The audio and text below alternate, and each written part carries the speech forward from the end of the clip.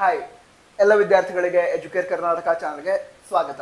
ಈ ವಿಡಿಯೋದಲ್ಲಿ ನಾವು second PUC third board exam ಇದರ ರಿವ್ಯಾಲ್ಯೂಯೇಷನ್ ಹಾಗೆ ಸ್ಕ್ಯಾನ್ಡ್ ಕಾಪಿ ಇದಕ್ಕೆ ಸಂಬಂಧಂತಹ ಡೀಟೇಲ್ಸ್ ಹಾಗೆ ಇಂಪಾರ್ಟೆಂಟ್ ಡೇಟ್ಸ್ ಏನಿರುತ್ತೆ ಅದರ ಬಗ್ಗೆ ತಿಳಿದುಕೊಳ್ತಾ ಇದ್ದೀವಿ. ಮೊದಲಾಗಿ ಈಗ ಮೂರನೇ ಬೋರ್ಡ್ ಎಕ್ಸಾಮ್ನ ರಿಸಲ್ಟ್ ಅನೌನ್ಸ್ ಆಯಿತು. ಅದಂತರ ಯಾವುದಾದ್ರೂ ಕ್ಯಾಂಡಿಡೇಟ್ಸ್ಗೆ ನಾವು ತುಂಬ ಚೆನ್ನಾಗಿ ಬರೆದಿದ್ದ ಎಕ್ಸಾಮ್ ಮಾರ್ಕ್ಸ್ ಕಡಿಮೆ ಬಂದಿದೆ ಈ ರೀತಿ ಅನಿಸ್ತಾ ಇದ್ದೆ, ಹಾಗೆ ನಾವು ತುಂಬ ಚೆನ್ನಾಗಿ ಎಕ್ಸಾಮ್ ಬರ್ತಿದ್ದೆ, ಪಾಸ್ ಆಗೋ ರೀತಿ ಇತ್ತು, ಬಟ್ ರಿಸಲ್ಟಲ್ಲಿ ಫೇಲ್ ಅಂತ ಬಂದಿದೆ, ಈ ರೀತಿ ಯಾವ್ಯಾವ ವಿದ್ಯಾರ್ಥಿಗಳಿಗೆ ಅನಿಸ್ತಾ ಇದೆ ಅಂಥ ವಿದ್ಯಾರ್ಥಿಗಳು ರಿವ್ಯಾಲ್ಯೂಯೇಷನ್ಗೆ ಅಪ್ಲೈ ಮಾಡಬಹುದು. ಬಟ್ ಒಂದು ವಿಷಯ ಗಮನದಲ್ಲಿರಲಿ, ಡೈರೆಕ್ಟ್ ಆಗಿ ರಿವ್ಯಾಲ್ಯೂಯೇಷನ್ಗೆ ಅಪ್ಲೈ ಮಾಡೋದಕ್ಕಾಗಲ್ಲ.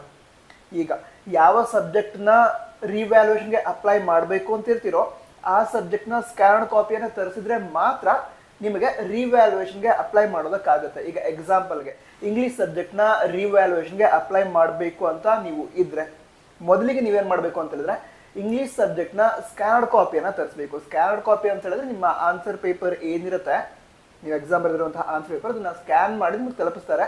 PDF ಫಾರ್ಮಲ್ಲಿ ನಿಮಗೆ ಬರುತ್ತೆ, ಅದನ್ನು ಡೌನ್ಲೋಡ್ ಮಾಡ್ಕೋಬೇಕು ನೀವು. ಅದರ ನಂತರ ಈ ರಿವ್ಯಾಲ್ಯೂಯೇಷನ್ಗೆ ಅಪ್ಲೈ ಮಾಡಬೇಕು ಅಂತಂದ್ರೆ ಅಪ್ಲೈ ಮಾಡಬಹುದು, ಬೇಡ ಅಂತಂದ್ರೆ ಬಿಡಬಹುದು. ಓಕೆನಾ? ಸೊ ಸ್ಕ್ಯಾನ್ಡ್ ಕಾಪಿ ಯಾವ ಸಬ್ಜೆಕ್ಟ್ದು ತರಿಸಿರ್ತೀರೋ ಆ ಸಬ್ಜೆಕ್ಟ್ಗೆ ಮಾತ್ರ ನೀವು ರಿವ್ಯಾಲ್ಯೂಯೇಷನ್ಗೆ ಅಪ್ಲೈ ಮಾಡೋದಕ್ಕಾಗುತ್ತೆ, ಇದು ಗಮನದಲ್ಲಿ ಇರಲಿ.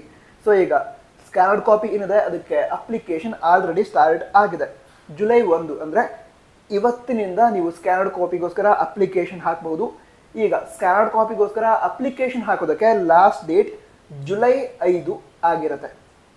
ಓಕೆ, ಅದಕ್ಕಿಂತ ಮೊದಲೇ ನೀವು ಈ ಸ್ಕ್ಯಾನ್ಡ್ ಕಾಪಿಗೆ ಅಪ್ಲೈ ಮಾಡಬೇಕು.